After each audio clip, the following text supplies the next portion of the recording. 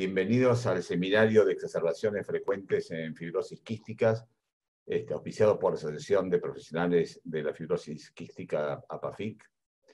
Es un seminario internacional, de alguna manera tenemos expertos de Chile, de Uruguay, y vamos a coordinarlo aquí desde Argentina. En principio, bueno, agradecer por la plataforma en la cual estamos de webinar al Laboratorio Gador, y especialmente al Laboratorio RAFO por el auspicio de este tercer webinar. Hemos elegido el tema de exacerbaciones frecuentes en fibrosis quística porque es realmente un tema que nos preocupa y que siempre genera complicaciones. Y bueno, para lo cual tenemos hoy invitados a dos importantes expertos latinoamericanos, que son el doctor Joel Melo Tanner, que es coordinador del programa de fibrosis quística, integrante del programa de trasplante pulmonar del Instituto Nacional del Tórax de Santiago de Chile. Tenemos a la doctora Catalina Pinchak, que es del equipo de fibrosis quística pediátrica del Centro de Fibrosis Quística de Uruguay, directora del programa de homología pediátrica de la Universidad de la República de Chile. Y como coordinadores está mi coequiper Silvina Lubovich, neumonóloga pediátrica del equipo de fibrosis quística del Hospital Gutiérrez y del Hospital Italiano, y yo, que soy coordinador del equipo de fibrosis quística de adolescentes y adultos del Hospital María Ferrer. Así que bueno, tengo, digamos, el honor de poder estar en esta reunión. No se olviden que van a poder hacer preguntas, las que ustedes deseen, escribiéndolas, no en forma de audio, y que nosotros al final de las presentaciones las vamos a poder contestar con los expertos y demás. Así que, en principio, bueno, le dejo, en realidad este paciente tiene dos aspectos de la enfermedad, que es un aspecto pediátrico y un aspecto en la vida adulta. Así que le voy a dejar a Silvina que presente la parte pediátrica. Bienvenida, Silvina, al seminario. Gracias, Oscar. Esperen que pongo la presentación. Hola, buenas tardes a todos. Bueno, esperamos que les sirva y que les guste. Más que nada va a ser una discusión a partir de un caso clínico de una paciente que tuvimos la oportunidad de seguir en el Hospital de Niños Ricardo Gutiérrez hasta los 19 años de edad, y que luego pasó al Hospital María Ferrer para su seguimiento en la etapa adulta.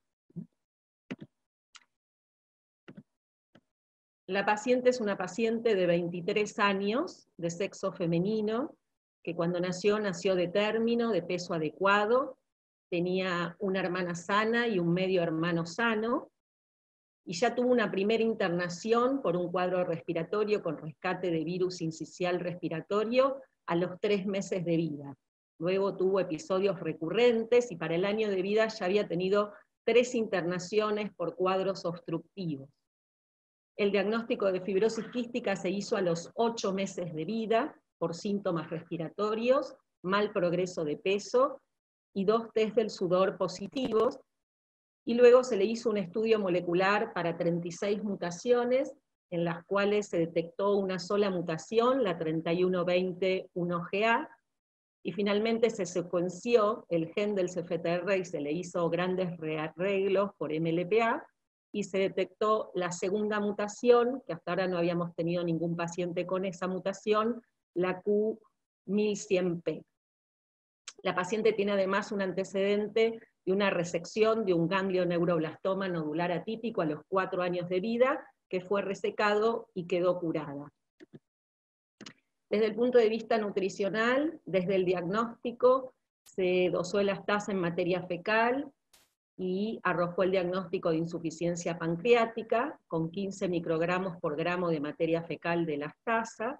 Se le hizo también un Van de Kamer ya con el aporte de enzimas pancreáticas, y tenía 3,9 gramos de grasa en 24 horas, y a lo largo de su infancia costó su progreso de peso, pese al reemplazo enzimático y al aporte de vitaminas liposolubles, y en agosto del 2016, por desnutrición crónica, se termina colocando un botón gástrico. En ese momento tenía una curva de tolerancia oral a la glucosa normal.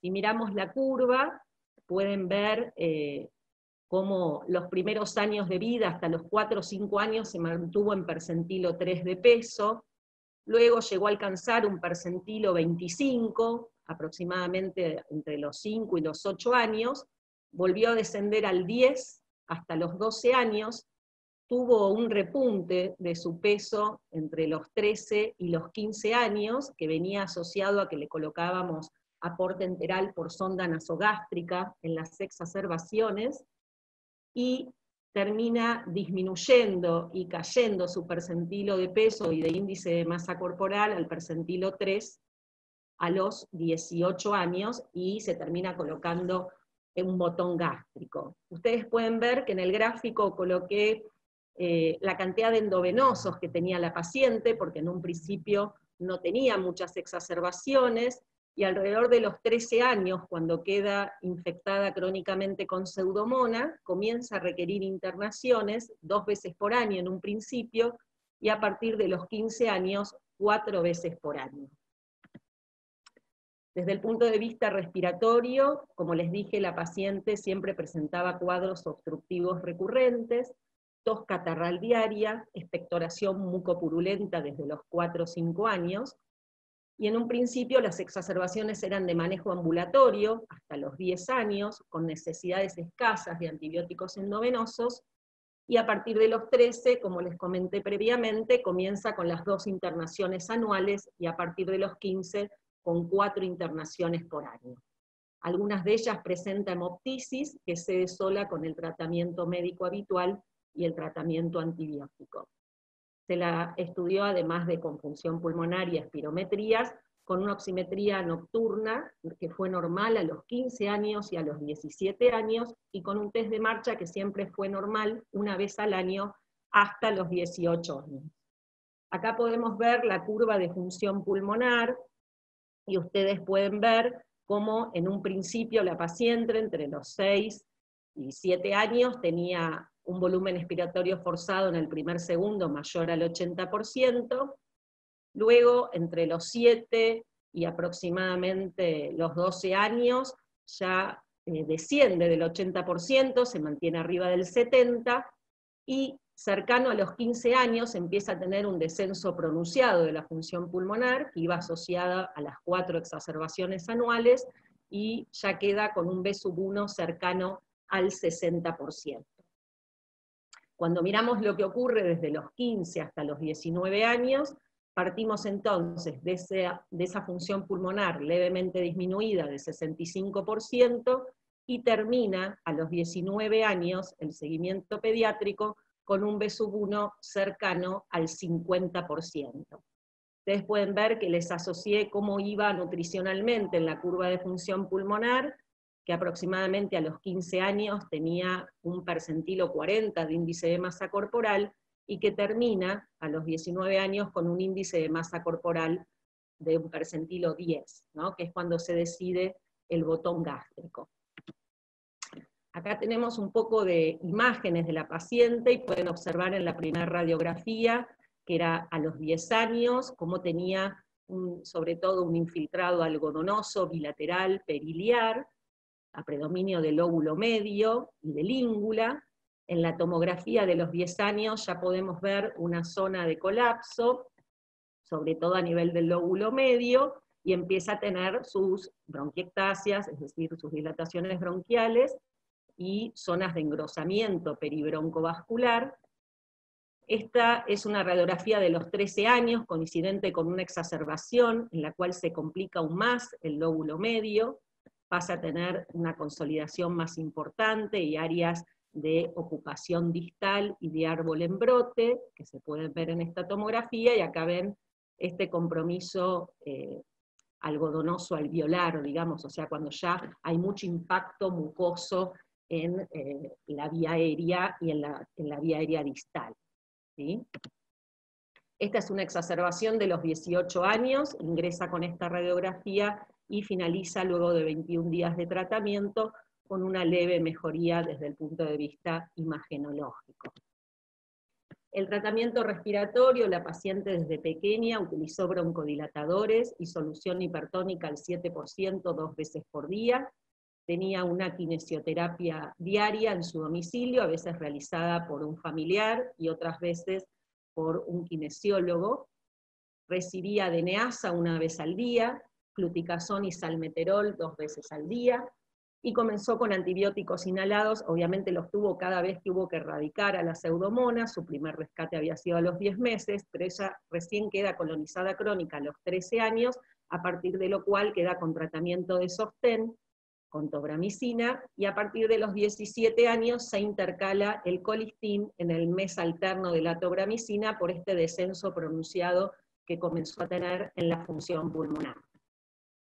Desde lo infectológico, desde el primer año de vida estaba infectada crónicamente con el Staphylococcus aureus meticilino sensible, su primer aislamiento de pseudomonas a los 10 meses de vida que se logró erradicar con tratamiento oral e inhalado, y como les dije, la infección crónica por pseudomonas a partir de los 13 años. A los 16 tuvo 3 aislamientos de Staphylococcus aureus meticilino resistente, que luego erradicó con tratamiento oral que recibió y medidas de erradicación del estáfilo en la piel y en las narinas. Y en 2 oportunidades, en el año 2017, rescata 2 pseudomonas multiresistentes, solo sensibles a colistin y una sensibilidad intermedia a ciprofloxacina. Desde el aspecto sociofamiliar, la paciente presentaba padres separados desde los primeros años de vida, con una familia disfuncional, una vivienda con agua potable, gas y luz eléctrica, sí tenía obra social, pero muchas veces tardaban en darle la medicación y quedaba algunas veces sin medicación, recurría al banco de drogas del hospital, y a partir de la adolescencia notamos una franca disminución en la adherencia, sobre todo al tratamiento kinésico e inhalado. Cuando se empieza a hablar con la paciente, la idea de que conozca un equipo de adultos, porque al ser un hospital pediátrico no tenemos equipo de adultos en el hospital, la paciente se mostraba reacia, al igual que la madre, a pasar a un equipo de adultos. Convenimos varias visitas con un centro de FECU de adultos, a las cuales faltó en 3 oportunidades, y se fue retrasando su transición, y finalmente se terminó transfiriendo al Hospital María Ferrer, recién ya de adulta, a los 20 años de edad. En el medio, entre los 17 y los 20, varias veces vino exacerbada al hospital, y obviamente la seguíamos atendiendo, y se internaba en el hospital, pero era realmente un problema el tema de las camas, la internación, etcétera, porque ya era una paciente adulta, ¿no? Ahora sí le daría el lugar y la palabra al doctor Rizo para que cuente la evolución de la paciente en el seguimiento de adulto en el Hospital María Ferrer.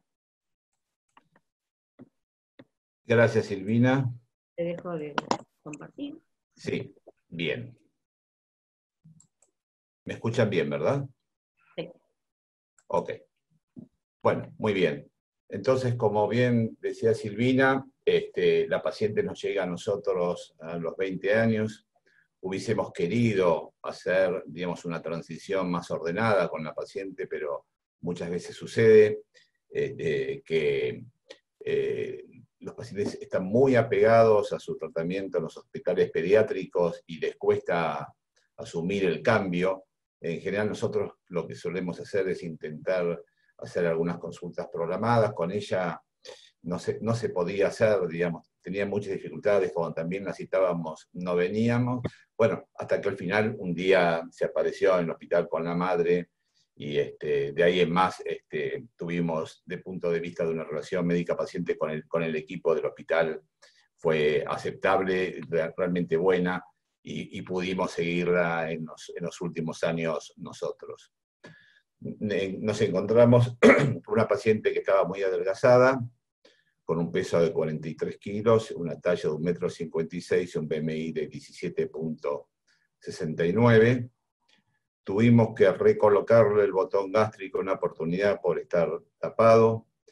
Tenía a veces dificultades que dependían de dos factores. Por un lado, la obra social que no le daba digamos, los nutrientes necesarios y adecuados, y por otro lado, la paciente que tampoco le gustaba mucho, digamos, no era fácil conseguir de que se alimentara en forma adecuada.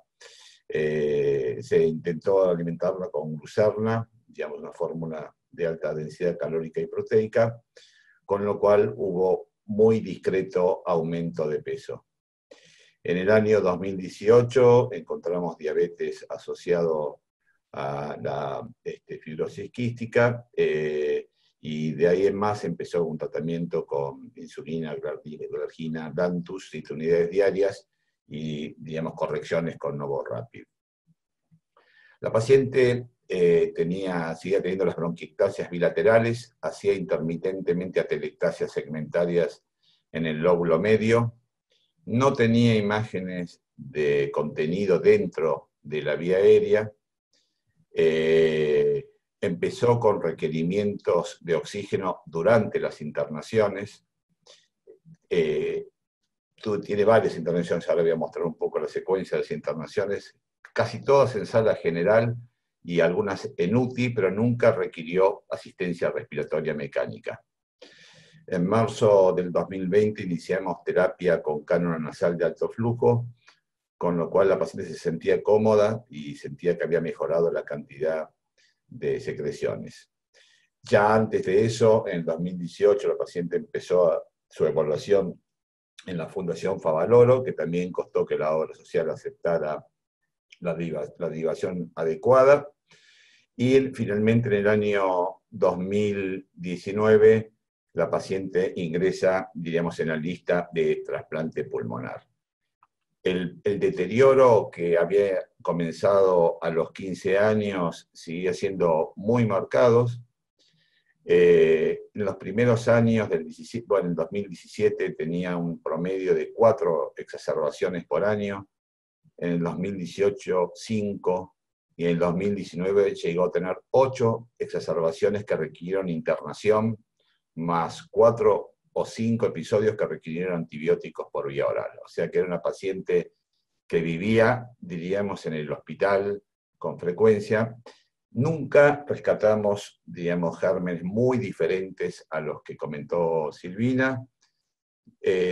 Básicamente es innumerable la cantidad de esputos que tenemos de la paciente, pero esto es lo que predominaba habitualmente. Eran sus pseudomonas mucosas, que tenía 2 variedades de pseudomonas mucosas. Generalmente eran sensibles, si bien sabíamos que anteriormente había tenido pseudomonas resistentes, multiresistentes. En los últimos tiempos siempre las pseudomonas fueron sensibles, recibía los tratamientos adecuados y ella realmente mejoraba durante el episodio de tratamiento. Hubo episodios con Pseudomonas aeruginosa no mucosa, que era bastante más resistente, y esto a veces nosotros lo vemos con alguna frecuencia. Digamos que la Pseudomonas mucosa es bastante sensible y la no mucosa se vuelve bastante resistente al final en la etapa más avanzada de la vida de estos pacientes. Muchas veces pensamos que estas son formas esplácnicas, digamos, de la enfermedad, en el sentido de que se libera esa Pseudomonas mucosa y diríamos, nos encontramos con una no mucosa que es mucho más resistente. Y un Staphylococcus aureus que era bastante sensible a todos. Siempre nos esforzamos por encontrar si había algún otro germen que estuviese generando ese deterioro de su función pulmonar. La estudiamos con cultivos para micobacterias, cultivos para hongos. Varias veces hicimos estudios pensando que podía tener una aspergilosis broncopulmonar alérgica, con estudios de inmunoglobulina E total y específica, digamos, y nunca realmente encontramos otros gérmenes más que los que comento. Bueno, digamos, las hemoptisis no eran, digamos, severas, eran realmente de poco volumen y muchas veces se asociaban a las exacerbaciones. En el 2016, dada la frecuencia de exacerbaciones, se le coloca un portacat, que en el 2019 hubo que recambiarlo en función de que apareció una complicación infecciosa por una cándida en el lugar, digamos que respondió a la caspofungina. Y aquí la síntesis de las internaciones, y en lo que fue del año 2020, digamos, desde el año 2017 al 2020, claro, ella fue incrementando las exacerbaciones, y en los primeros meses, porque en los primeros meses del 2020 ya había tenido este año 4 internaciones la paciente por exacerbaciones. La última internación que registramos, previo a algo que voy a comentar más adelante, es en el mes de mayo, que estuvo 15 días. Ahí presenta un cuadro de saturación e hipotensión. Como correspondía a la época de la pandemia, se le hizo un hisopado para COVID que fue negativo. Las bronquiectasias bilaterales no había mucho cambio, no quise recargar un poco las imágenes, era, digamos, el lóbulo superior derecho, pero también tenía algunas atelectasias laminares. Inició un tratamiento con meropenem y colistin, y se aisló en un hemocultivo de desintegración un Cryptobacterium indológenes que se interpretó como contaminante. Igual se agregó levofloxacina, diríamos, al tratamiento, al esquema antibiótico. La paciente salió de esa última internación sin mayores complicaciones, y el sábado de esta semana fue llamada para un trasplante de pulmón en la Fundación Favaloro. Después voy a comentar las alternativas. Y bueno, este es un poco el resumen del tratamiento general, que, digamos, es muy semejante al que recibía en toda su vida. Ella venía con 2 antibióticos inhalados, tobramicina y colistina en meses alternos, la citromicina, el omeprazol, la pancreatina, las vitaminas A y K, y la cánula de alto flujo, diríamos, que la paciente estaba usando desde principios de año, y el 11/7 entró en un procedimiento de trasplante pulmonar que después voy a contar. Así que bueno, vamos a dividir un poco la presentación de este caso en 2 aspectos, en un aspecto pediátrico y en un aspecto de adultos. Así que, Silvina, si querés presentar a Cata un poco rápidamente, nuevamente. La idea ahora es que la doctora Catalina Pinchak, del Hospital Pereira Russell de Uruguay, que es coordinadora del Centro de FQ Pediátrico, nos pueda primero preguntar o si quiere discutir algo en especial del caso clínico, y luego comentarnos lo que ella nos quiera comentar acerca de las exacerbaciones frecuentes en los pacientes con fibrosis quística. Te dejamos, Cata. El audio.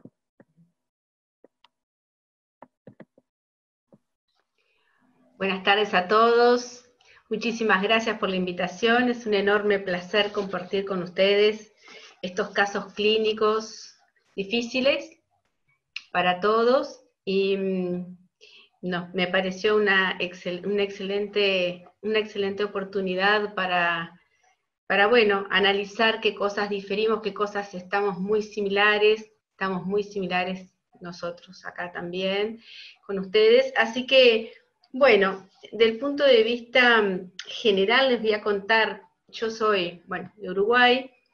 Acá tenemos solo un centro de FQ que tiene 189 pacientes en este momento. Tenemos una prevalencia de fibrosis quística hoy de 1 cada 9.000 recién nacidos.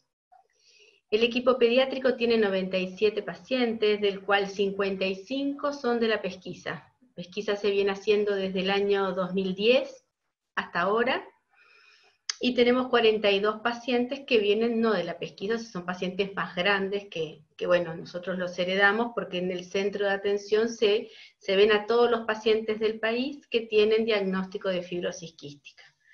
Con respecto a la pesquisa, tenemos una media de diagnóstico de FQ de 1 mes y 17 días, tenemos una frecuencia de hilio meconial en los pacientes de un 20%, 21%, con insuficiencia pancreática de alrededor del 70% de los pacientes. Tenemos 3 a 4 casos nuevos por año, y tenemos aproximadamente 50.000 nacimientos en el país. Las mutaciones. En la pesquisa tenemos que los homocigotos para delta F508 son aproximadamente un 29% y heterocigotos un 42%, o sea que tengan por lo menos una mutación de esta clase son aproximadamente el 70% de nuestros pacientes.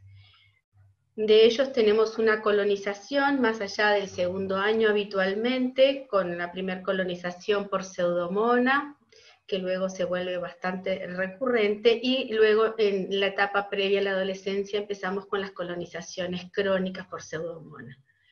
Y con respecto al SAMAR, tenemos que en la pesquisa tenemos aproximadamente un 9% de pacientes que han tenido estafilometicilino resistente, de los cuales un 50% son recurrentes y más de uno ya es crónico. Con respecto a los adultos, en el centro de fibrosis quística tienen 92 pacientes, de los cuales tienen por lo menos una mutación con delta F508 del 40%. Homocigotos son 7 homocigotos son 16% de la población de los adultos. Y heterocigotos tienen un 35% de pacientes en el equipo de adultos. Tienen 4 pacientes que por el recurso de amparo lograron solicitar la medicación, el Leucaftor, y 3 de ellos están en tratamiento hasta el momento actual. Hay 9 trasplantados y hay 3 retrasplantados. 4 pacientes están vivos. Bueno, con respecto, en líneas generales, el centro tiene 2 equipos completos de pediátricos y adultos que funcionan en el mismo lugar. Tenemos enfermería y la nurse y la enfermera que comparten los 2 equipos, y eso nos hace mucho más fácil muchas cosas en el equipo. Además, el pilar fundamental de nuestro centro es la nurse y la enfermera del equipo.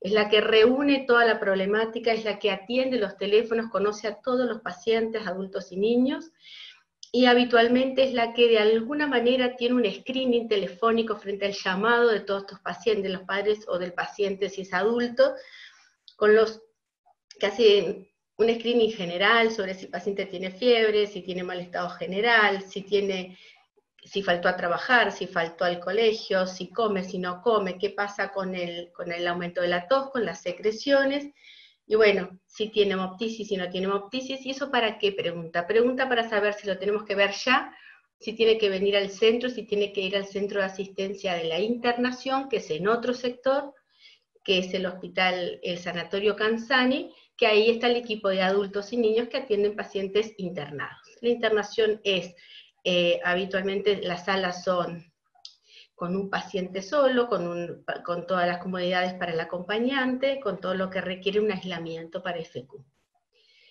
En línea general, bueno, la citación de los pacientes es por colonización de los pacientes, y bueno, me parece que de líneas generales, si me quieren preguntar algo más después, me parece que puedo profundizar en algún punto. Si querés, Silvina, paso a la historia, ¿te parece? Con respecto a la historia de esta paciente, bueno, lo más importante y al inicio lo que llama la atención es la mutación que tiene, ¿no? 3120. ¿De dónde viene esa mutación? Esa mutación es de las poblaciones negras africanas. Nosotros tenemos 3 pacientes de la pesquisa con esa mutación acá. Nosotros tenemos más población negra acá en Uruguay que ustedes en la Argentina. Tenemos 3 en el equipo pediátrico. Y la otra mutación no la tenemos acá, no la registramos hasta el momento actual. Bueno, con respecto a la evolución, este paciente se comportó como no tuvo la pesquisa porque en realidad en esa época me parece que nosotros no teníamos, ustedes tampoco tenían pesquisa, o sea que era la clínica y tener un buen clínico que en definitiva pensara en la fibrosis quística, ¿no? paciente con infecciones recurrentes respiratorias, lactantes con esa patología, más de 3 síndrome broncoobstructivo, más desnutrición, es interesante plantear la fibrosis quística. Habitualmente no tienen la tríada, ¿no? La anemia, el edema y la alcalosis metabólica, que pueden acompañar la presentación clínica de estos niños. Entonces me parece que, bueno, tuvieron una muy buena oportunidad para hacer el diagnóstico ya a los 8 meses de edad. En esa época fue muy interesante el planteo del clínico que lo vio.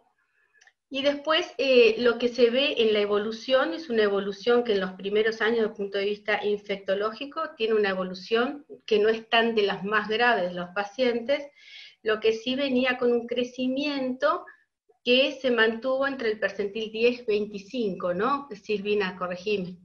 En la evolución habitualmente, la aspiración con respecto a los percentiles en la parte nutricional, se aspira al percentil 50, ¿no? Pero habitualmente, la verdad que a veces para llegar al percentil 50 nosotros en pediatría tenemos bastantes problemas por muchas causas. Entonces,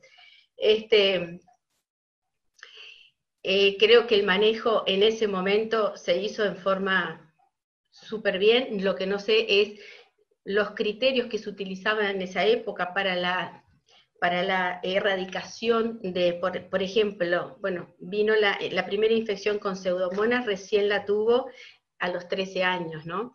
Y tuvo desde ya el primer año la evolución con el SAMS. Sí. Nosotros al SAMS, la primera vez que se encuentra el SAMS, los tratamos a todos habitualmente, y el plan que utilizamos más frecuentemente es amoxiclavulánico, tratamos de no utilizar el Bactrim en esa primera instancia, bueno, de acuerdo a la edad del paciente, pero sobre todo por el problema medular que puede llegar a tener, aunque es muy escaso, Y lo otro es, si llega a necesitar Bactrim recurrentemente, el cambio de fenotipo, ¿no? El SAMS, que puede ser la Small Colony Variance, que puede aparecer y que se vuelve bastante recurrente con una caída de la función pulmonar muy importante. Entonces, por eso es que utilizamos habitualmente el amoxiclavulánico para ver si lo podemos erradicar. Y el SAMS crónico no lo tratamos habitualmente, solamente cuando tenemos recaídas. También es muy importante las exacerbaciones en los lactantes, porque nosotros tenemos dos cosas que hacen que se haga difícil. Primero tenemos el relato de los padres y después no tenemos la función pulmonar, o sea, es la referencia de padres y la visualización y el examen clínico del médico. Entonces, en ese aspecto, las historias de las exacerbaciones en pediatría y en ese grupo etario a veces no se hace, ni es más difícil, y hay que ver a los pacientes, a veces no nos damos cuenta, hay que verlos. Entonces, esta es la historia natural habitualmente de la declinación progresiva que tiene la función pulmonar en todo paciente con diagnóstico de FQ, que evoluciona en episodios de empeoramiento, y que, bueno, de los síntomas respiratorios que los catalogamos habitualmente de exacerbaciones, y las exacerbaciones la mayoría son infecciosas, ¿no? Y nosotros también nos manejamos para los criterios que se manejan, la publicación de la doctora Silvina en Archivos Argentinos de Pediatría, que está excelente esa bibliografía, porque deja claro muchos criterios, la evolución, el tipo de pacientes, en fin, muy linda la presentación. Y una cosa importante de las exacerbaciones, que a veces surgen las preguntas de los colegas, es que no se descarta que el paciente esté exacerbado si no tiene fiebre, por ejemplo. Si la placa no tiene grandes cambios, es la otra, ¿no? Y si el hemograma y los reactantes de fase aguda no se han movilizado tanto. Entonces esas tres cosas me parece que son importantes, que no descartan la exacerbación. Y la exacerbación respiratoria, habitualmente, bueno, tenemos con dos o más síntomas, habitualmente pensamos que estamos en una exacerbación respiratoria, el aumento de la tos, los cambios del volumen, de la consistencia, la fatiga que tiene, los tirajes que tiene, si se pudo medir el FB1, la caída del FB1 más del 10-12%, Y sobre todo, una cosa muy clínica en el lactante es la pérdida del apetito, que eso es francamente, la pérdida del apetito más el aumento de la tos y la característica de las secreciones, habitualmente nos pone en la pista que ese paciente está exacerbado.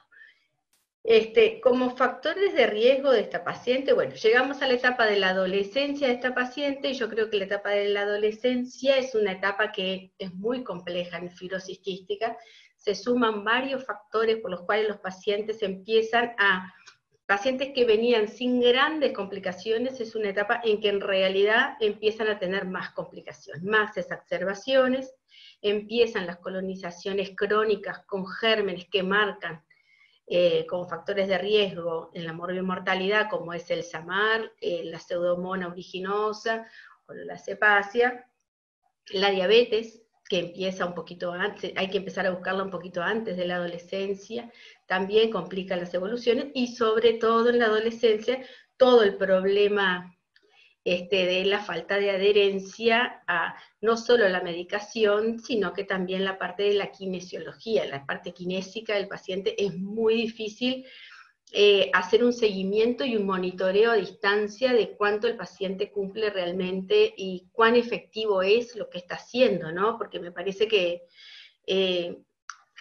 justamente hoy hablando con la kinesióloga Silvia Guillén de acá se está haciendo una APP para ver si se puede hacer un seguimiento en la parte de la medicación, de un montón de cosas, pero de la kinesiología hablábamos sobre todo eso, es decir, cómo podemos hacer para estimular a que el paciente no solo haga, sino que lo haga bien, que pueda registrar que lo hace, sobre todo en aquellos pacientes en que la función pulmonar empieza a caer de una forma frente a nosotros. Vemos que cada vez el paciente viene o más frecuentemente o con la caída pulmonar ostensible, y bueno, y gran parte de esa caída de la función pulmonar, nosotros creemos, y el aumento de las exacerbaciones con medicación intravenosa, internaciones y pérdida de la parte de educación, pensamos que tiene que ver con la parte de falta de adherencia al tratamiento, que es muy difícil de hacer un monitoreo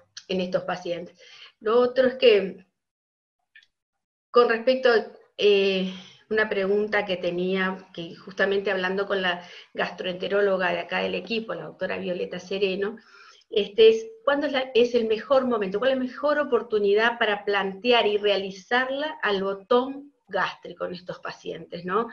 Creo que hay muchas cosas que llevan a hacer planteos, no solo la edad, creo que son varias cosas que se tienen que sumar y tener la certeza de que en realidad estamos en el buen camino de la recuperación o de la rehabilitación nutricional cuando planteamos más, porque es bastante poco aceptado la sonda en niños grandes. Entonces, el botón gástrico, bueno, con los cirujanos que la colocan, el material adecuado para todos los niños de acuerdo a lo que necesiten, y la familia que se adapte, el paciente que lo acepte, y el equipo médico que haga un monitoreo perfecto de qué cosas queremos lograr con la gastrotomía. Entonces, el botón gástrico es una cosa que nos preguntamos cuál es el momento ideal en pacientes que vemos que empieza con la colonización crónica, ¿no?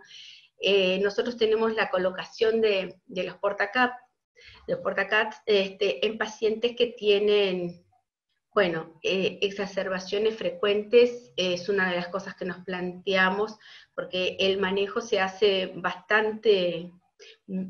mucho mejor en calidad para el paciente, para las funciones. Entonces creemos que los portacat es una cosa que nos ha salvado también. O sea que el botón gástrico, ¿cuándo sería el mejor momento? Los portacat los tenemos y los usamos mucho, y tenemos un personal en la parte que hace toda la revisión de portacat que es fantástico. La verdad que nos va muy bien hasta ahora con eso. Tenemos un grupo de paliativos, de cuidados paliativos en el equipo pediátrico, que nos acompañan siempre, y sobre todo en algunos pacientes ya con problemas que vemos ya en el devenir de la evolución del paciente. Tenemos la consulta bastante precoz, aunque la consulta con el grupo paliativo se tendría que hacer después del diagnóstico ya tenerlos, pero no los hacemos desde ese momento, tenemos todo el equipo en ese momento, hay mucho shock emocional en ese momento, y tenemos la psicóloga del equipo, que no es la psicóloga de paliativos, es otra psicóloga. Entonces, tenemos el grupo de paliativos, y después tenemos el grupo de transición. El equipo de transición son los 2 equipos que trabajan en el mismo lugar, y que aproximadamente a los 14 años, acá, a los 14 años y 11 meses, todas las internaciones a partir de esa edad lo ven el equipo de adultos. Entonces, al principio, cuando teníamos, bueno, el paciente lo veíamos en el consultorio e ingresaba y lo veía un equipo de adultos. Entonces, cuando el paciente más necesitaba, lo veía otro equipo, y entonces al inicio había un poquito de... Por lo cual se resolvió, al principio pensamos cuál es la mejor edad para hacer el pasaje, no hay una edad, pero hay una situación del paciente, entonces empezamos a preparar a los pacientes a los 14 años, nos tomamos ese año para hacer las diferentes interconsultas, y bueno, y luego hacemos un formulario con los datos más importantes, con la paciente, con los padres, vienen los de adultos, o vamos los pediátricos a donde están, que estamos en el mismo centro, y bueno, ahí se presenta el equipo de adulto a la familia, y le hacemos una forma resumida de los datos que hemos consensuado que nos interesan a los 2 grupos. Entonces el grupo de transición funciona muy bien, y bueno, y el grupo de paliativos lo tenemos ahí. Tenemos el grupo de trasplante pulmonar, que coincide con el de adultos, que no es del centro, que hace toda una evaluación junto al equipo de Favaloro, que es donde se hacen los trasplantes de los pacientes nuestros. Por aquí llegué, después quiero todas las preguntas que me parece. Bien, sí. Cata, hiciste una presentación clara de cómo se manejan ustedes en el centro con los pacientes y con la transición y con las exacerbaciones. Después vamos a ir al sector preguntas, claro. A tocar. Perfecto. Así es. Dar, ¿no?, el lugar al doctor Joel, ¿te parece? Joel, perdón, es Melo. Sí, Joel Melo, digamos, trabaja en pacientes adultos, y que le vamos a pedir a él que nos presente su visión de cómo manejarían en su centro este tipo de pacientes y qué pasa con los pacientes con exacerbaciones frecuentes y reiteradas como esta. Gracias, Joel, por estar acá con nosotros.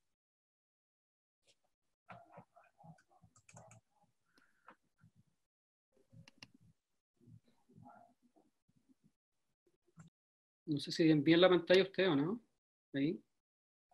¿Sí?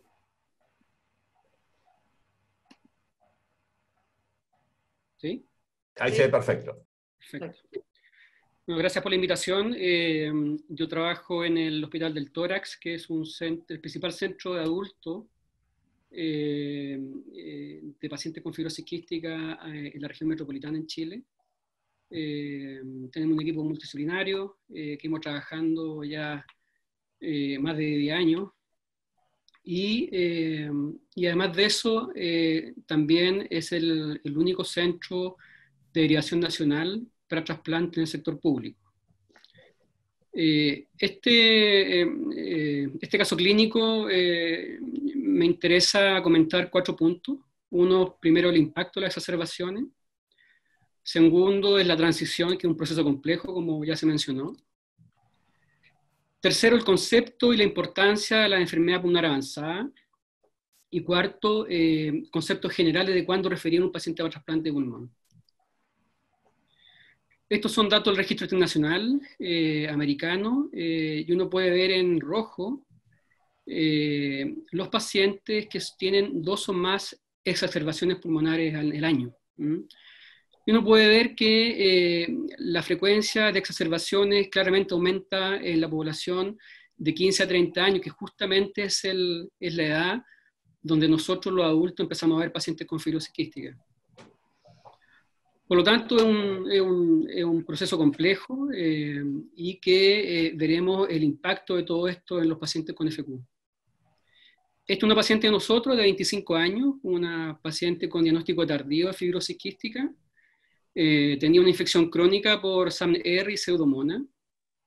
Y ustedes pueden ver los años ahí del 2012 al 2016, cómo fueron aumentando las exacerbaciones respiratorias en ella. Y al lado derecho ustedes pueden ver el escáner de tórax y que comparado con el 2016 uno ve el daño parenquimatoso que pueden generar en estos pacientes. Finalmente ella falleció en lista de espera para trasplante. Me parece interesante mostrar este trabajo. Es un estudio retrospectivo que se realizó el año 2003 a 2006, de casi 8.500 pacientes exacerbados de manejo antibiótico endovenoso, pacientes más de 6 años. ¿Y qué es lo que encontraron en pacientes adultos? Los adultos que tenían 3 o más exacerbaciones pulmonares el año 2003 tuvieron un deterioro funcional pulmonar. Ellos encontraron como factores de riesgo para esto pacientes que tenían infección persistente por SAM-R y pacientes que tenían un BF1 basal más bajo. El BF1 promedio de esta población era de 60%, y los pacientes con trastornos nutricionales. De estos mismos 8.500 pacientes, Sanders también publicó otro trabajo en que probablemente muchos lo conocen, en que un 25% de estos pacientes no recuperó la función pulmonar, hablando de recuperación más de un 90% del basal a los 3 meses post-exacerbación, y un 15% también no logró recuperarlo al año. De los pacientes que no pudieron recuperar la función pulmonar fueron pacientes en general de sexo femenino, pacientes con insuficiencia pancreática, infección por Pseudomonas, Burkholderia, SAM-R, pacientes con aspergilosis broncopulmonar alérgica. Estos pacientes en general tenían un BF1 más bajo, menos un 40%, y de nuevo también eran pacientes que tenían un compromiso nutricional. Este otro trabajo, este es un grupo canadiense que estudió un estudio prospectivo desde el año 2005 a 2008, casi 500 pacientes incluyeron, y los dividieron en 3 grupos, según las exacerbaciones. Pacientes de menos de una exacerbación al año, pacientes con 1 o 2 y más de 2 exacerbaciones al año. Y qué es lo interesante de este trabajo es que los pacientes que tenían menos de una exacerbación al año tenían un riesgo de 2% de muerte o trasplante en el seguimiento. Mientras ustedes pueden ver que un 24% de los pacientes que tenían más de 2 exacerbaciones al año podían fallecer o requerir trasplante. Por lo tanto, no solamente las exacerbaciones afectan la función pulmonar, sino que también son predictores de que el paciente pueda requerir un trasplante pulmonar y un predictor de muerte. En este trabajo, los factores de riesgo que encontraron ellos de esto fueron pacientes de sexo femenino, pacientes con diabetes también relacionada a fibrosis quística, y eran pacientes también que tenían su basal en un BF1 más bajo, bajo un 50% en general. Volviendo al caso clínico, recordemos que este paciente tenía 2 internaciones habitualmente al año, un BF1 de 80% el año 2010, con una infección crónica por Pseudomonas, y que ya el 2012, con un aumento de las exacerbaciones o internaciones, el BF1 cayó un 65%. El 2017, ya con 20 años, el paciente tenía un BF1 cercano al 50%, donde fue trasladado al centro de adultos, y a fin del 2018 ya tenía un BF1 de 24%, lo que motivó la agregación de este paciente a un centro de trasplante. Por lo tanto, el impacto no solamente en la función pulmonar, obviamente también tiene un impacto en la calidad de vida, y son predictores de mortalidad. Por lo tanto es importante evaluar a estos pacientes para decidir el mejor momento de derivarlos para trasplante de pulmón. Otro punto que quiero tocar es la transición. Es un proceso que generalmente termina entre los 18 y 21 años, según el centro que estén. Pero es un tiempo complejo en realidad, porque ustedes pueden ver que este tiempo se asocia a que el paciente vaya bajando la función pulmonar y además es un periodo en que aumenta la frecuencia de las exacerbaciones. Este paciente fue trasladado a los 18 años, ya tenía un bajo de peso, con un BF1 un poquito más, peri 50%, no acudió a los controles inicialmente, tenía un mal soporte social, una familia disfuncional, que generó que este traspaso fuera recién a los 20 años al hospital de adultos. Por lo tanto, es importante que la transición sea un trabajo conjunto, tanto el hospital pediátrico como el hospital adulto. Deberá ser en forma temprana, tanto para informar a los pacientes, a los padres del proceso. Debiera también en algún momento en los hospitales pediátricos el paciente ingresar solito a la consulta, y en Chile este proceso ya se empieza a concretar a los 15 años. Entre los 15 y 17 años nosotros vamos a los hospitales, tratamos de ir a los hospitales pediátricos para conocer al paciente y la familia, y las preocupaciones que tienen también de ir a un centro adulto. Es importante también trabajar en este proceso con la asistente social, la psicóloga, que nos permita mejorar y evaluar la adherencia del paciente, los problemas sociales que pudiesen eventualmente intervenir. Todo esto que permita que el paciente ya cuando esté en un centro adulto tenga una independencia de su enfermedad, ser más responsable con su salud, con sus medicamentos. Y en Chile el traslado definitivo se produce generalmente a los 18 años, pero entendemos que debiera ser un proceso flexible según el paciente. Otro concepto que me gustaría también comentar es el concepto de enfermedad pulmonar avanzada en fibrosis quística. ¿Por qué es importante conocerlo? Porque este se asocia a aumento de las exacerbaciones, afectan también la calidad de vida de los pacientes y también se asocia a empeoramiento de los síntomas. Está definido este grupo de pacientes con un BF1 bajo un 40%, pacientes que se han sido referidos a un centro de trasplante o que cumpla criterios como oxígeno domiciliario, hipertensión pulmonar, paciente que haya estado internado en una unidad de cuidados intensivos, pacientes con retención de CO2 o que también tengan una alteración severa de su función, su estatus. ¿Y por qué es importante esto? Porque los pacientes con enfermedad pulmonar avanzada sabemos que es la causa más frecuente de muerte en pacientes con fibrosis quística. Vemos que los pacientes, este porcentaje de pacientes que presentan enfermedad pulmonar avanzada va aumentando con el transcurso de los años, llegando a un 25% de los pacientes a los 45 años. ¿Y cómo se maneja o cómo deberíamos manejar estos pacientes? Uno, debe hacer un seguimiento especial, ojalá un policlínico especial diseñado para el manejo de estos pacientes y seguimiento, que nos permita solicitar una serie de marcadores pronósticos en forma oportuna, que se asocian a peor pronóstico o muerte en estos pacientes. Manejo de comorbilidades, diabetes, insuficiencia renal, etc. Soporte nutricional importante, evaluar en algún momento el requerimiento de una gastrostomía, por ejemplo, percutánea.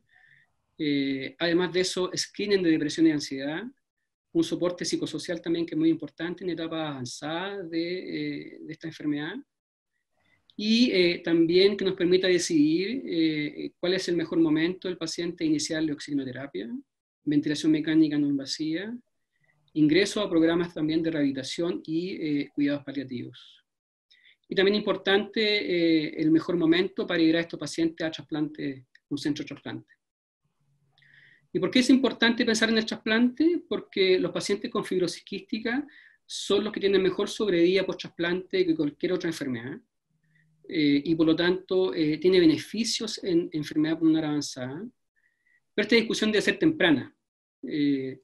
Ojalá cuando el paciente ya haya bajado con el BF1 bajo un 50%, esta derivación a un centro de trasplante debe ser precoz, que nos permiten tanto informar a la familia como a los pacientes del proceso del trasplante y del estudio, de los pros y los contras también de trasplantar al paciente, y que también permita detectar problemas que pueden ser solucionados antes del trasplante y que pueden ser considerados incluso como contraindicación inicialmente para el trasplante, como factores sociales, nutricionales, etc. Recordemos que este paciente fue derivado a un centro de trasplante ya con un BEFUNO en 24%. Sería ideal, estas son guías recientes, que el paciente deberá ser referido a un centro de trasplante, ojalá un poquito más precoz, con un BEFUNO bajo 50% o que tengan un rápido deterioro de la función pulmonar. Pacientes con BEFUNO bajo 40% o que tengan marcadores pronósticos de sobrevida, de menor sobrevida. Y todos los pacientes que tengan un BEFUNO bajo un 30% en fase estable. Hay distintos marcadores de severidad o de pronóstico. Ustedes pueden ver acá que las exacerbaciones es parte de ellos. La presencia de más de 2 exacerbaciones es un criterio para considerar a este paciente de riesgo y debería, ojalá, ser derivado a un centro de trasplante. Vemos que específicamente en este paciente tiene una disfunción familiar importante, un problema social y problemas también de adherencia, que no asistía a controles, que sería también importante, ojalá que pueda comentar cómo se manejó esto en el Centro Favaloro, que tiene mucha experiencia en trasplante, cómo se mejoró eso.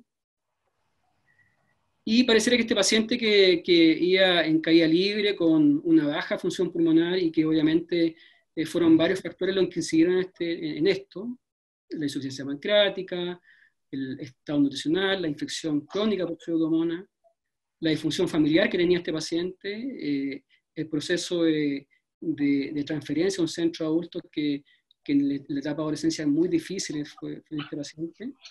Y además de eso, obviamente, el daño que generaron las exacerbaciones recurrentes o frecuentes en este paciente. Nosotros en el Hospital del Tórax tenemos 81 pacientes de más de 18 años. La mediana del BEFUNO es de 73%. Casi 50% de nuestros pacientes tienen entre 20 y 30 años. Estos son datos del 2018 de internaciones. Un 55% de los pacientes requirió al menos una internación para manejo antibiótico endovenoso. 35% de estos pacientes requirió una exacerbación, o sea, y solo un 4.4% de los pacientes tuvo más de 2 exacerbaciones que requirieron internación. Y los últimos 3 años, más o menos un 15 o un 20% de los pacientes que estamos recibiendo tiene criterio de enfermedad pulmonar avanzada. Recuerden que somos un centro también de referencia para trasplante de pulmón y actualmente hay 2 pacientes listos para trasplante. Entonces, como conclusión que nos deja, o que me deja a mí el caso clínico, es que las exacerbaciones pulmonares favorecen la progresión de la enfermedad, alteran la calidad de vida y también son predictores de mortalidad. Segundo, que la transición es un proceso complejo que debe, ojalá, iniciarse tempranamente por un equipo multidisciplinario que obviamente son importantes la trabajadora social y la psicóloga, y que sería ideal implementar una consulta de control, manejo y seguimiento de pacientes con enfermedad pulmonar avanzada, y que la referencia a un programa de trasplante debe ser en forma precoz, idealmente en fase estable, que nos permitan informar tanto al paciente y a la familia del proceso, que significa un trasplante, y detectar barreras que pueden incidir también en decidir si el paciente va o no a trasplante. Eso. Muchas gracias, Joel. Muchas gracias, Cata. Bueno, vamos a iniciar. Hay muchas preguntas del público, de la gente que nos está escuchando. Y vamos a empezar, en principio, me parece, no sé, Silvina, ¿qué opinás?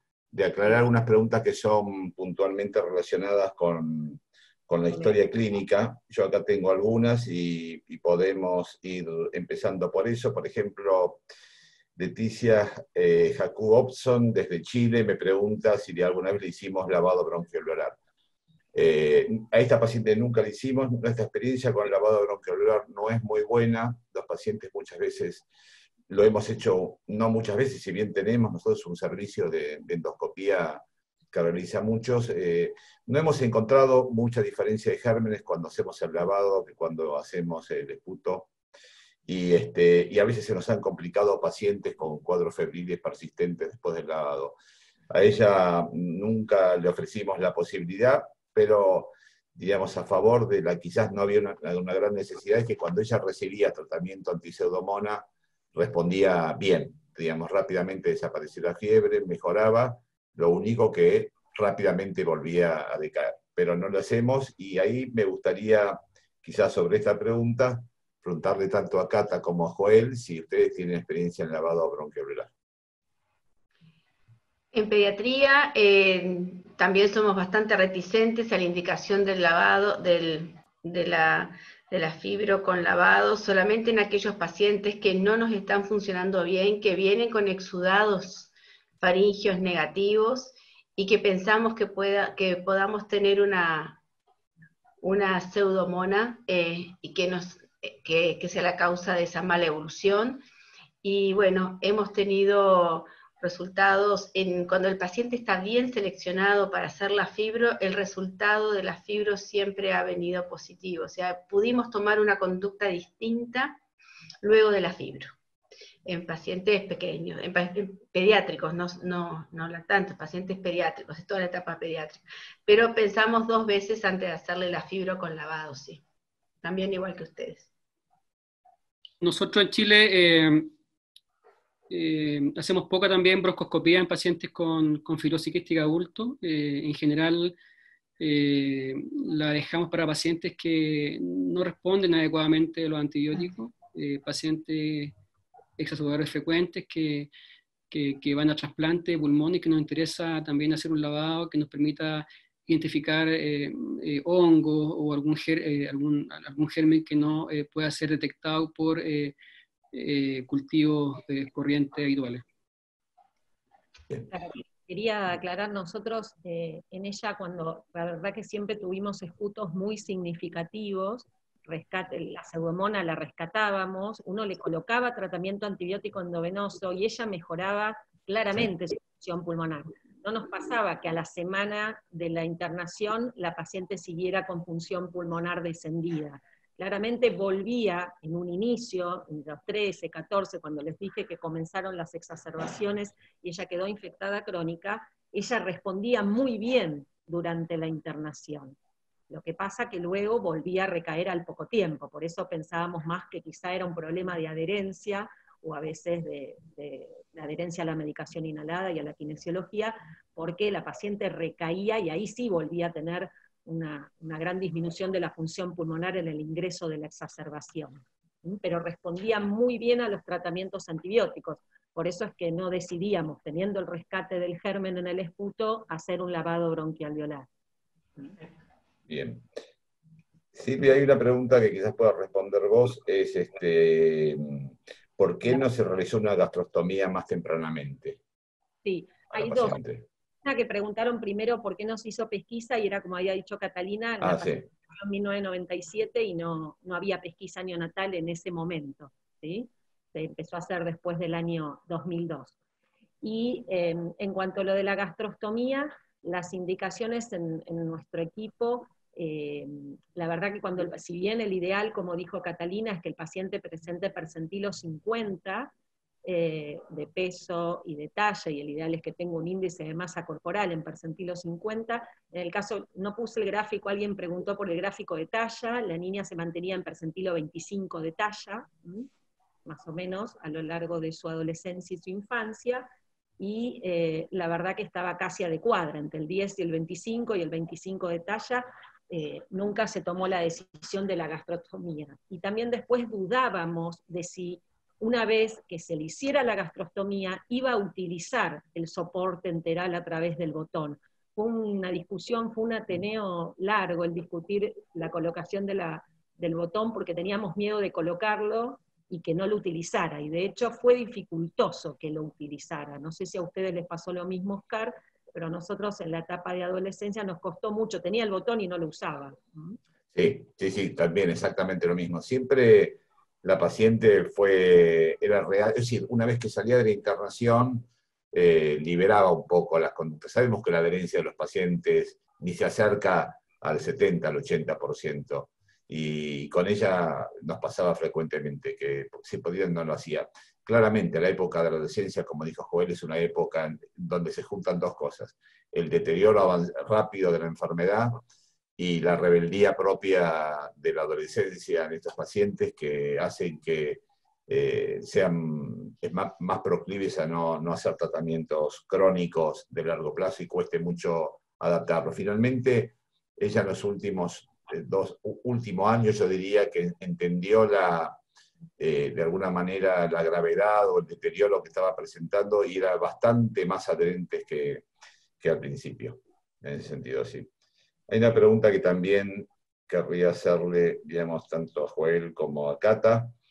Me preguntan si tienen experiencia en el uso, primero, de tobramicina, fosfomicina, inhalados, ya que hacemos todas estas preguntas de tratamientos simultáneos, de vancomicina inhalada, diríamos, bueno, y de linezolid endovenoso para el estafilococo. Con respecto a la primera, no tenemos experiencia con la fosfomicina asociada a la tobra. Por ahora no, acá no la tenemos.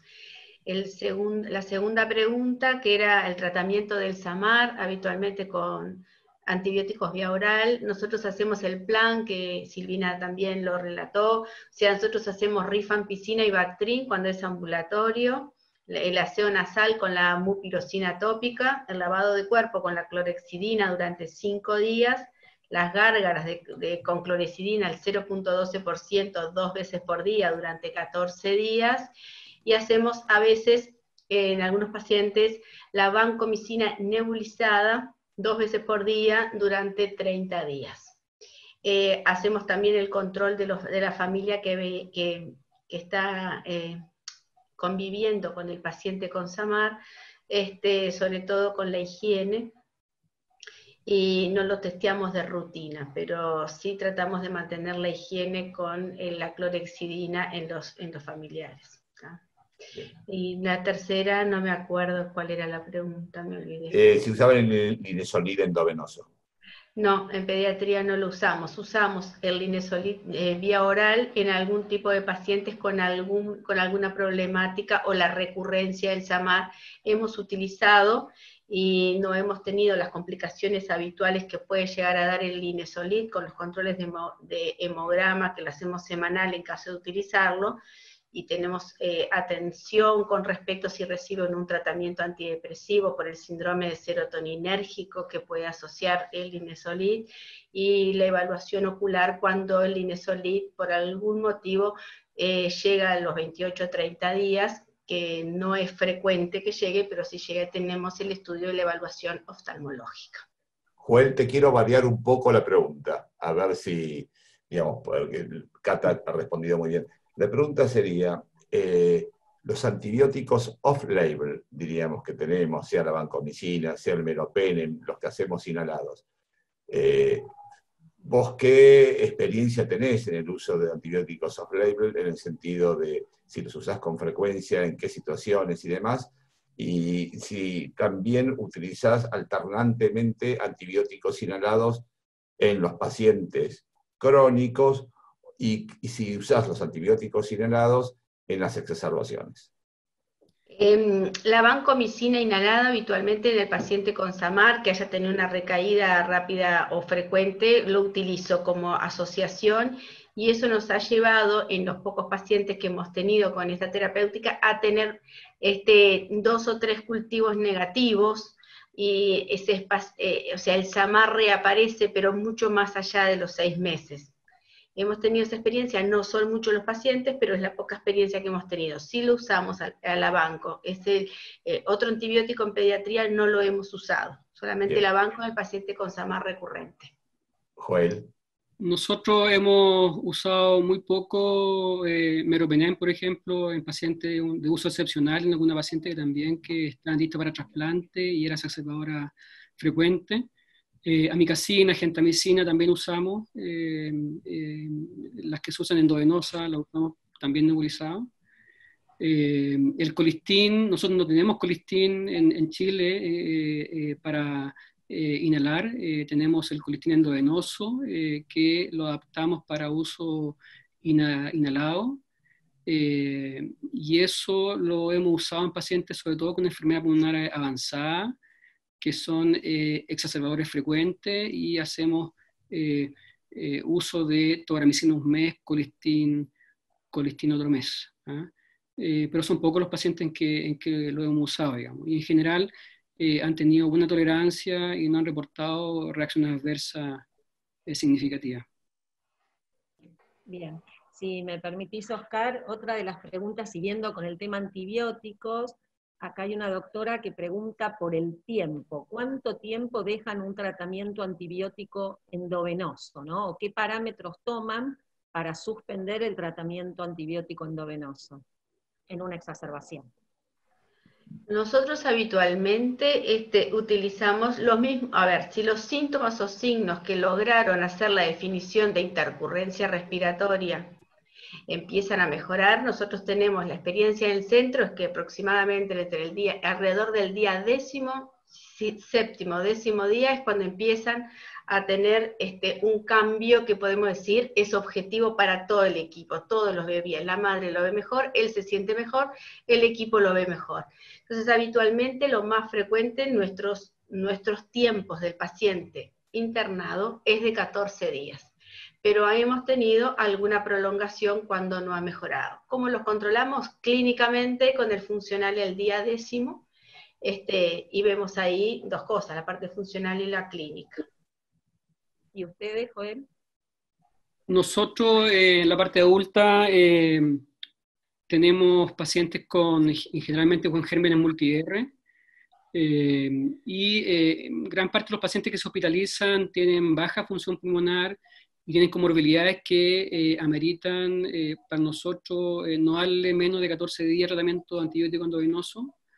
Y un subgrupo de pacientes, según los síntomas que tengan, a veces los prolongamos hasta 21 días, pero en general no usamos menos de 14 días de tratamiento antibiótico endovenoso en pacientes, por lo que dije antes, digamos, son pacientes que en general tienen gérmenes multi-R, comorbilidades significativas o que tienen baja función pulmonar. ¿Y cuántos antibióticos se utilizan en esos tratamientos?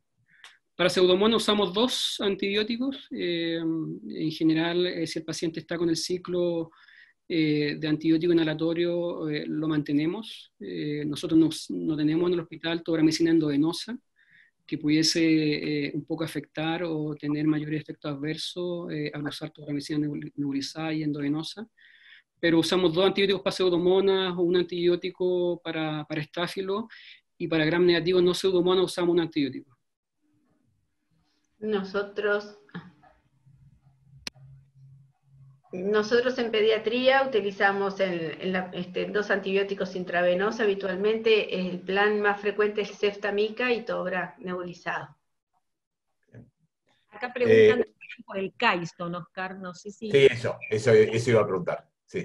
El Astronam, diríamos, inhalado, como si ustedes tienen experiencia. Nosotros ninguna. ¿Ustedes? ¿Joel?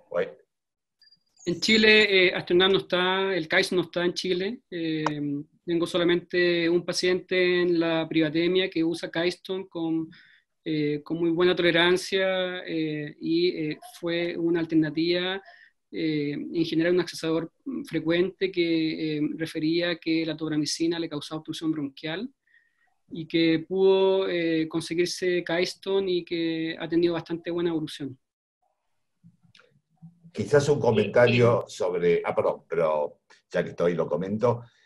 Por ejemplo, con el uso del melopen inhalado, nosotros tenemos 2 pacientes en uso crónico. Uno es un paciente con una Burkholderia cepacia complex que tenía exacerbaciones muy frecuentes, y con el uso del melopenem inhalado lo resolvió bastante bien. De tener 4 exacerbaciones por año pasó a tener a 1. Así que estamos contentos, y lo que no sabemos es cuándo suspendérselo, o si vamos a poder suspendérselo.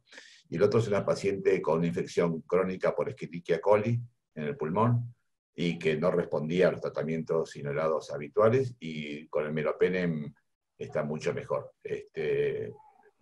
Digamos, de alguna manera nos sorprendió la respuesta que tiene el melopenem inhalado por lo menos en un grupo muy chico de pacientes, pero lo hemos usado. Nosotros, Karen, tenemos meropenem, utilizamos en 5 pacientes que tenemos colonizados crónicos con Burkholderia cepacia, y todos ellos los tenemos con meropenem nebulizado, y la verdad que nos fue mejor desde que tienen el meropenem, hemos logrado disminuir la cantidad de exacerbaciones, y la verdad que a casi todos los pacientes con pseudomonas crónica los tenemos con tobramicina, y a estos que se exacerban frecuentemente es muy común que hagamos lo de alternar con la colistina, ¿no? Un mes tobramicina y un mes colistina. Por lo que habían preguntado de la fosfomicina y tobramicina, no solemos utilizarlo. Les quiero contar que la doctora Alejandra Rey, que es una de las neumólogas del equipo de adulto, tiene una paciente con Caistón con muy buena tolerancia, ¿sí? Con meropenem no, inhalado no tiene nadie en adultos, y Cefta inhalada sí para la Cromobacter en un paciente. Esos son los datos de adultos. Hay un comentario acá que me parece que siempre es interesante y que nos debe pasar a todos, y es la permanente lucha con los infectólogos que tenemos los neumonólogos.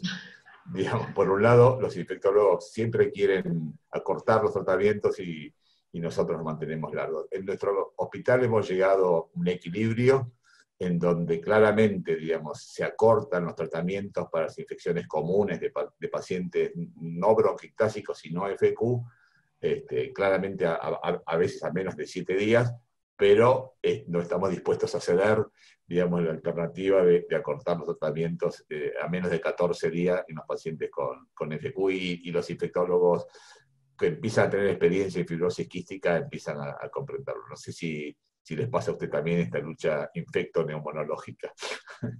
Nosotros, por suerte, en el centro tenemos una infectóloga, es una doctora que está muy, muy en conocimiento de lo que es el fibroquístico y toda la problemática del fibroquístico, y es en casi el 100% de los casos nos apoya en la toma de decisiones. Es alguna decisión que la conversamos, pero no tenemos eso porque no tenemos, tenemos alguien que se formó ahí adentro, está ahí adentro y vive ahí adentro, o sea, no son, o sea, tenemos esa posibilidad y entonces nos ahorramos muchas discusiones y está muy, muy afín con o sea, con todo el seguimiento de niños y adultos de FQ.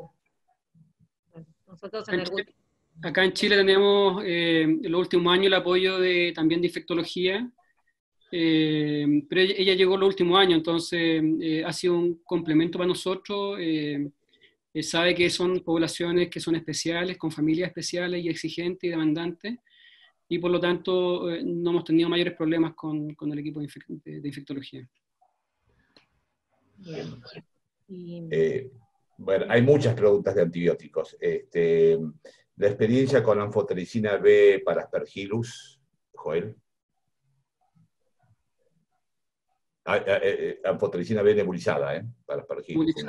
Sí, lo usamos, pero generalmente en el post-trasplante de pacientes con FQ o que tienen hongo en vía aérea, ¿ya? No es algo frecuente que usemos en pacientes que tienen alguna infección por Aspergillus. Nosotros preferimos usar voriconazol, posaconazol, que es lo habitual que usamos más que anfotericina, por las toxicidades que se puede producir con la anfotericina. Pero no usamos habitualmente anfotericina nebulizada para tratar un Aspergillus en vía aérea en los pacientes. Y preguntan, Catalina, ¿cuántos días de tratamiento para el estáfilo sensible? ¿Cuántos días hacen de amoxiclavulan? 14 días. 14 días. Bien. Otra de antibióticos. Acá hay una que también es interesante, la sinusitis crónica, muy sintomática con estos pacientes. Bueno, yo tengo poca experiencia en sinusitis, pero los pocos que hemos tratado con nebulizadores de tipo Parisinus, con antibióticos inhalados en pacientes que tienen pseudomonas en los senos paranasales, por lo menos en 2 pacientes hemos tenido bastante éxito en el sentido de mejorarlos. Ahora, curiosamente, tenemos muchos pacientes con pólipos y demás que tienen pocos síntomas de su sinusitis, a pesar de tener, desde el punto de vista tomográfico, una pansinusitis. No sé si ustedes usan antibióticos, tanto Cata como Joel, diríamos, en nebulizados nasales. Nosotros, cuando el paciente tiene como órgano muy conflictivo la parte sinusal, es un paciente bastante problemático. Y cuando son más chicos y tienen grande cantidad de pólipos o la recurrencia a corto plazo de poliposis, con una colonización por Pseudomonas o SAMAR, son pacientes bastante conflictivos. ¿Por qué? Porque son pacientes que habitualmente consultan por cefaleas, tienen trastornos del sueño, pierden el sabor, disminuyen el apetito. Saben que la evolución es la recurrencia. Entonces, lo que hacemos en estos pacientes habitualmente son los lavados con suero, y utilizamos por ciclos de 3 semanas, o a veces de 4 semanas, o de Tobra en el caso de la Pseudomonas, o de vancomicina en el caso de SAMAR. Bueno, a veces disminuyen los síntomas, otras veces no disminuyen los síntomas. Hay algunos otorrinos que no están directamente en el equipo de FQ del centro, pero que trabajan en diferentes centros, y hay pacientes que acuden a sus consultas, y hay algunos de ellos que recomienda dosis muy altas del ibuprofeno como antiinflamatorio. En ese paciente puntual no dio efectos colaterales las dosis de ibuprofeno que tomó por un tiempo, que creo que fueron unas 3 semanas. Nosotros no lo tenemos estipulado como un tratamiento habitual en paciente de poliposis. Pero sí nos da bastante trabajo, y tenemos unos 4 pacientes con poliposis importante, que hemos hecho consultas a todos lados, a ustedes, a millones de lados, porque la verdad que esos pacientes no nos marchan bien del todo.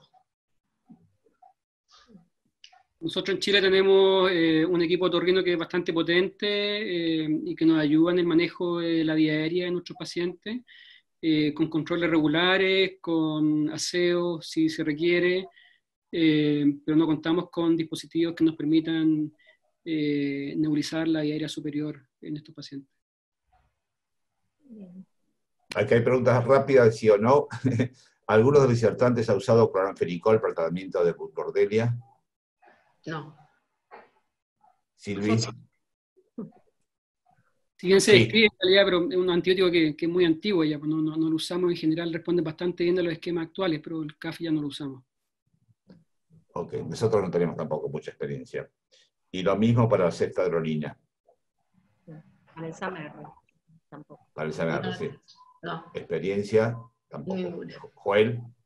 En la parte privada se ha usado con muy buena respuesta, pero en la parte pública no un medicamento que tengamos en el arsenal.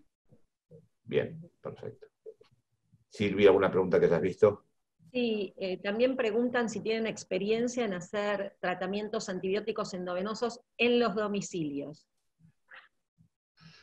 Bueno, nosotros depende de qué domicilio y depende de qué lugar, porque a veces los pacientes tienen un prestador privado que tiene servicio de domicilio para ir hasta el domicilio, hacerle todo lo que significa el tratamiento endovenoso por esos días, y sí hemos tenido pacientes que no se quedan internados y de esa manera pueden seguir en su hábitat, en su lugar, los padres pueden seguir trabajando, en fin, y se toman depende del grado de severidad del paciente, de la posibilidad de tener un equipo que realmente sea hiperresponsable del tratamiento. La medicación completa se la brinda el centro, o sea, todos los antibióticos que vayan a utilizar en los días que vayan a utilizar se van con el paquete entero por todos esos días, y estamos siempre en contacto, sobre todo el equipo de enfermería y la licenciada, en contacto con esos tipos de pacientes que nos ha ido bien, o sea, en los lugares que se han seleccionado ese tipo de tratamientos, habitualmente son padres muy responsables y un servicio que tienen bueno en el interior del país sobre todo. Con respecto a eso, bueno, con la pandemia COVID hemos usado más esa alternativa. Los pacientes en general lo agradecen porque mejora la calidad de vida. Pero obviamente por pandemia no hemos podido objetivar, por ejemplo, la función pulmonar, que nos permite evaluar un objetivo también terapéutico post-tratamiento. Pero lo he usado mucho más este último tiempo, digamos, y los pacientes en general lo agradecen mucho. Un comentario rápido sobre COVID y fibrosis quística, por lo menos que vimos en el hospital con nuestros pacientes, se han exacerbado muchísimo menos que lo que solían exacerbarse, y yo creo que básicamente es porque hay muy poca circulación de otros virus. Prácticamente en la Argentina el 99% de lo que está circulando en los centros Centinela es el coronavirus, así que la mayor parte de nuestros pacientes no se han exacerbado en esta epidemia, y han aumentado de peso y han hecho un poco menos de actividad que lo normal, pero exacerbaciones mucho menos. Comparto contigo, la experiencia en Uruguay es similar, tuvimos mucho menos exacerbaciones. Si bien estamos en contacto telefónico, son pacientes que no han consultado, que están bien, que tienen la medicación, porque el centro se los manda a domicilio la medicación, entonces ellos no tienen falta de medicación, pero las consultas no las hemos hecho en forma presencial, lo hacemos en forma telefónica. Y sí, y tuvimos menos infecciones respiratorias del tipo de los virus del invierno, o sea, el COVID tuvo sus cosas que también no fueron tan negativas para nosotros. En Chile tenemos, a principios de julio, teníamos 11 pacientes con FQ y COVID, ninguno fallecido, uno de esos, una trasplantada de pulmón que tiene un rechazo crónico y que, gracias a Dios, también pasó, digamos, y no generó mayor problema, digamos. Pero no tenemos ningún fallecido por COVID. Bien. Sobre el uso de CAFO, ¿qué experiencia tienen ustedes en los pacientes que se exacerban con la utilización de CAFO y la utilización de ventilación no invasiva? En las exacerbaciones, bueno, si el paciente está exacerbado y tiene una hipoxemia muy marcada que no se puede regular con el oxígeno habitual y el flujo de oxígeno que lo da la cánula nasal o la máscara, son niños o adolescentes que rápidamente lo pasamos a un servicio de intermedio para OAF, para oxígeno de alto flujo. Y la verdad que la reversibilidad de la hipoxemia con el buen tratamiento, sobre todo kinésico en esos lugares, y bueno, las buenas vías, la verdad que el oxígeno de alto flujo para mí es excelente. Ahora, en el caso de los pacientes que ya tienen el manejo de la ventilación no invasiva, se lo hace, por ejemplo, ahora pasó la ventilación no invasiva, el paciente que ya tienen el aparato, que lo utilizan en las exacerbaciones, son pacientes que durante las exacerbaciones lo utilizamos mucho. Sobre todo son pacientes que son más crónicos, están colonizados en forma crónica y además tienen baja función pulmonar y remiten y mejoran mucho con la ventilación no invasiva, inclusive la fisioterapia, la kinesioterapia de estos pacientes lo ayudamos con la ventilación no invasiva, y esto nos ha ido muy bien. Si nunca recibió ventilación no invasiva y es un paciente que no solo está hipoxémico, sino que está hipercápnico, está lleno de secreciones, en realidad, bueno, estos son pacientes que tratamos de hacer un algoritmo, o sea, limpiamos bien la vía aérea, ya estos pacientes son los que a veces ameritan hacer la fibrobroncoscopía, lo dejamos bien limpia la vía aérea, son pacientes que quedan en un servicio de intermedio, evaluamos la respuesta después de la fibro, siguen siendo hipercápnicos, no siguen, y bueno, ahí regulamos, son pacientes que sí tienen hipercapnia, aunque sea leve, los dejamos con ventilación no invasiva porque la verdad que mejoran francamente. ¿Y ustedes, Joel? En la parte pública no hemos usado pacientes exacerbados, generalmente han respondido a lo habitual de la ventilación mecánica no invasiva. En la parte privada, si bien no hay muchos datos que apunten al uso de NAF o cánula alto flujo en FQ, lo usamos un par de pacientes que han tenido los dos coinfección influenza BRS, pacientes con BF1 bajo 40%, una exacerbación severa, y que afortunadamente han respondido al uso de cánula alto flujo, han respondido bastante bien. Nosotros tenemos experiencia en bronquiectasias no FQ con algún grupo de pacientes que funcionan muy bien, y 2 pacientes por lo menos en FQ que con la cánula de alto flujo andan realmente muy bien, funcionan muy bien. Yo quería comentar en el Gutiérrez, la verdad que empezamos a utilizar CAFO en los pacientes, también nos ha ido muy bien, y como decía Cata, quizás hacemos algo combinado, de día el paciente use CAFO y de noche la ventilación no invasiva. A veces eso ayuda para que no esté todo el día con la ventilación no invasiva, y sobre todo en los pacientes que, como decías vos, cuando ya tienen hipercapnia, están con mucha dificultad, una enfermedad muy avanzada, no dejamos solo CAFO, solemos dejar la ventilación no invasiva nocturna, pero quizá de día les colocamos CAFO. Perfecto, sí, es una buena Acá hay un opción. padre que pregunta desde Colombia, que es una pregunta interesante también. Tengo 2 niños con delta F508 homocigotos. Uno tiene más eventos respiratorios y el otro muy poco, casi no tose. ¿A qué se debe la pregunta?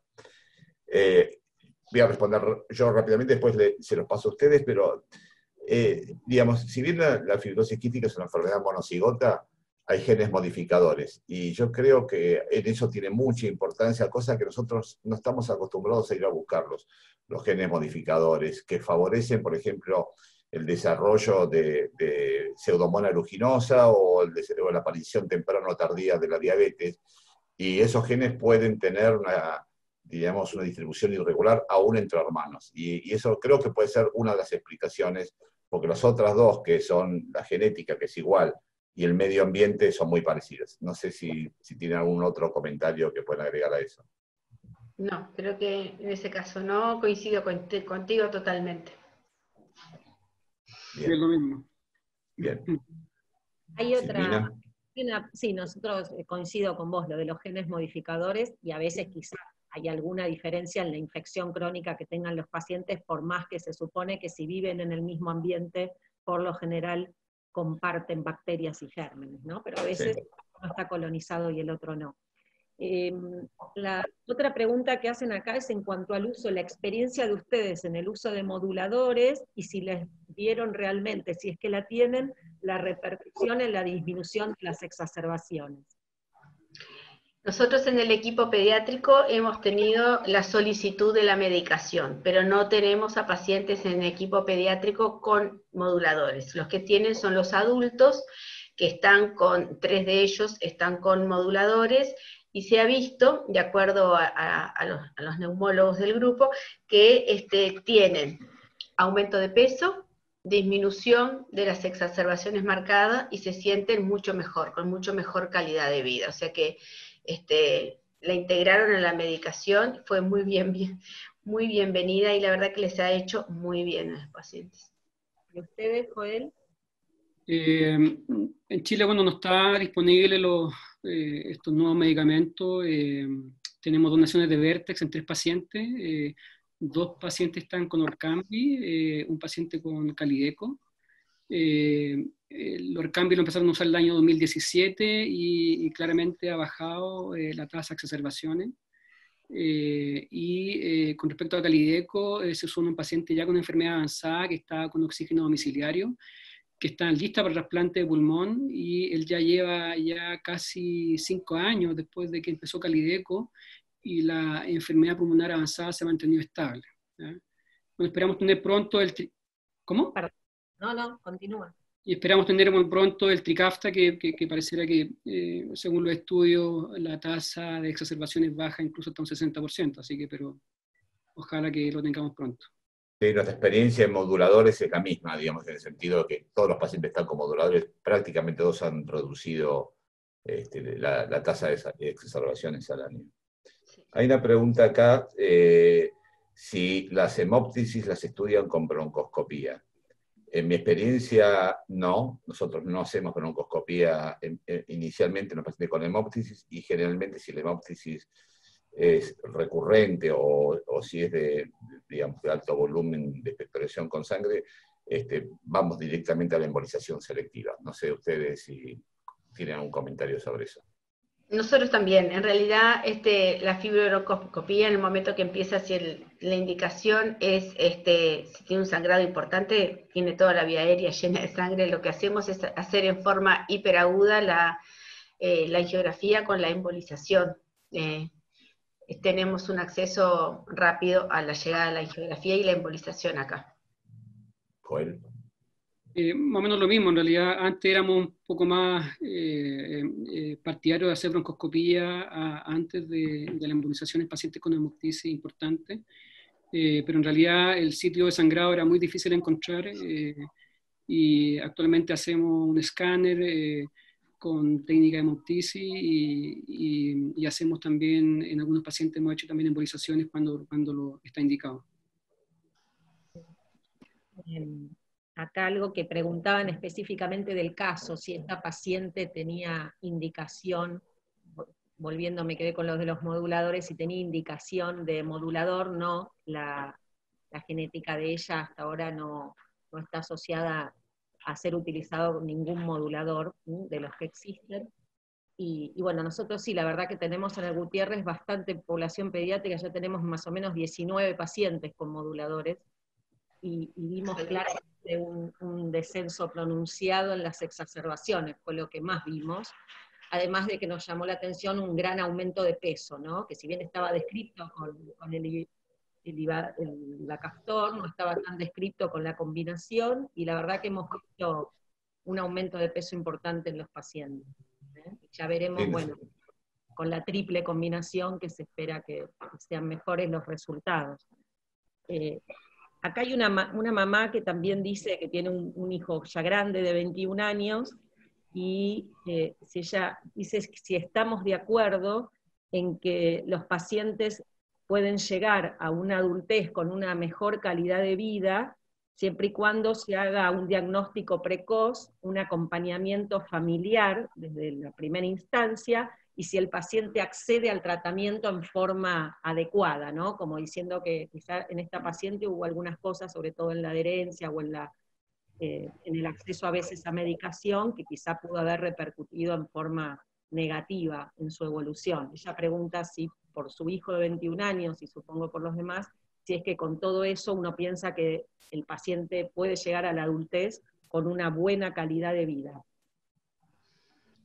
Yo creo que desde el momento en que se toma la fibrosis quística con la ley de fibrosis quística, que tiene un centro, que tiene especialistas, que tiene una pesquisa con diagnóstico precoz y tiene un centro unificado, centralizado, que le da toda la medicación que el equipo le indique, que no tenga esos blancos de que no sabe, de que no vino, de que no hay, de que no fue a buscar.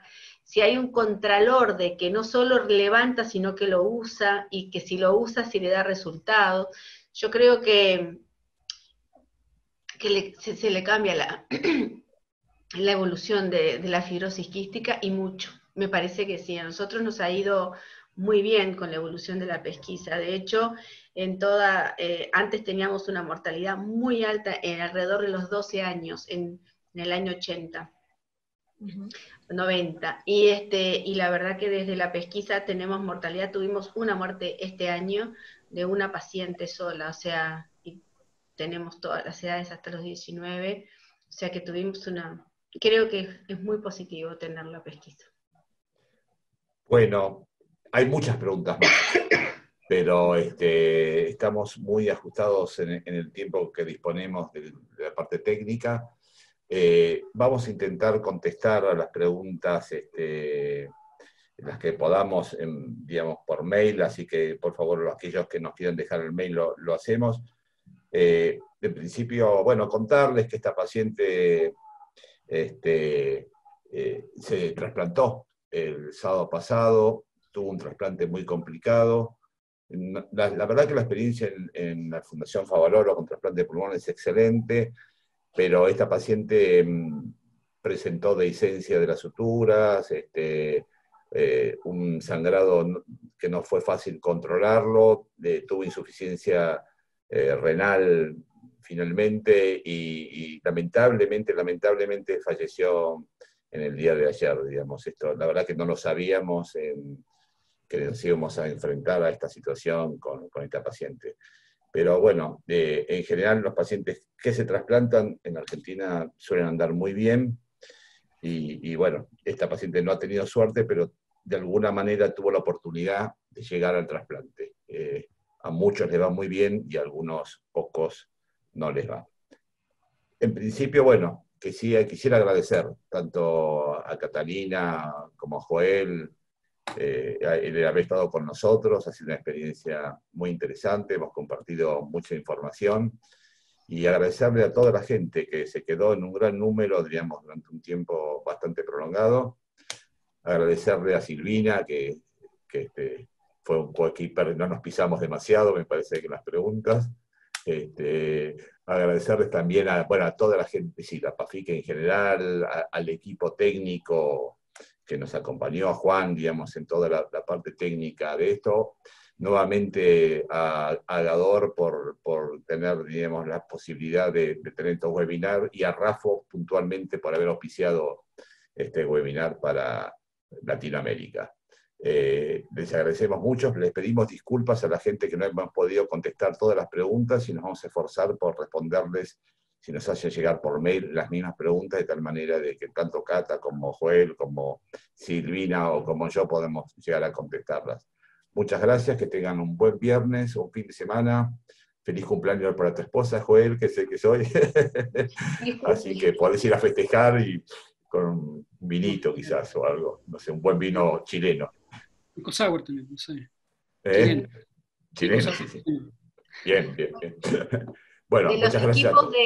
De los equipos de fibrosis quística de Uruguay, un fuerte abrazo a PAFIC, que cada vez lo vemos crecer y nos encanta verlos crecer de la manera que están haciendo, y la comunión con Latinoamérica que están haciendo. Así que a todo el grupo, un fuerte abrazo y muchas gracias. Bárbaro. Gracias a los dos, y gracias a todos por escuchar y presenciar el webinar. Nos vemos en un próximo.